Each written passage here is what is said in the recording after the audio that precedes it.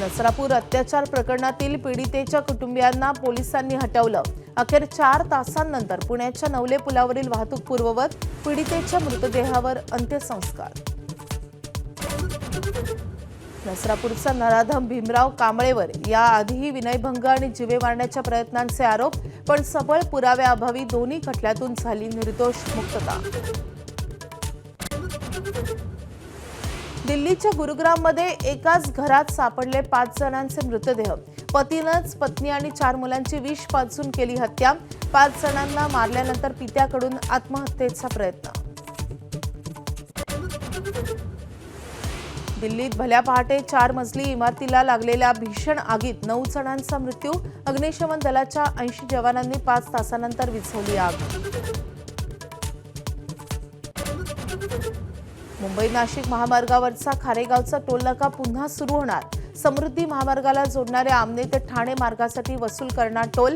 मुंबईकडे जाणाऱ्या प्रवाशांचा खिस्सा होणार रिकामा। मुंबई ट्रॅफिक जाममुळे वैतागलेल्या महिलेचं नाव टीना चौधरी। माझ्या खांद्यावर बंदूक ठेवून राजकारण करू नका असं आवाहन। पोलीस ऐकूनच घेत नसल्यानं संतापल्याचं स्पष्टीकरण।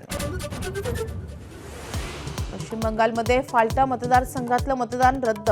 21 मे रोजी फाल्टातल्या सर्व 285 मतदान केंद्रांवर पुन्हा मतदान होणार। 24 मे रोजी मतमोजणी।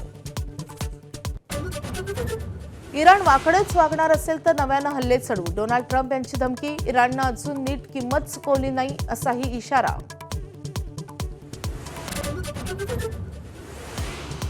गीतकार प्रसून जोशी यांची प्रसार भारतीच्या अध्यक्षपदी निवड। प्रसून जोशी सध्या सेन्सॉर बोर्डाचे अध्यक्ष। जोशी यांना जाहिरात, सिनेमा, साहित्य अशा विविध क्षेत्रांचा दांडगा अनुभव।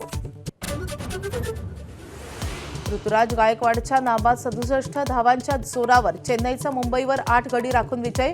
चेन्नईच्या प्ले ऑफच्या आशा जिवंत, तर 7व्या पराभवानंतर मुंबईची वाट अजूनच बिकट। एबीपी माझा, उघडा डोळे बघा नीट।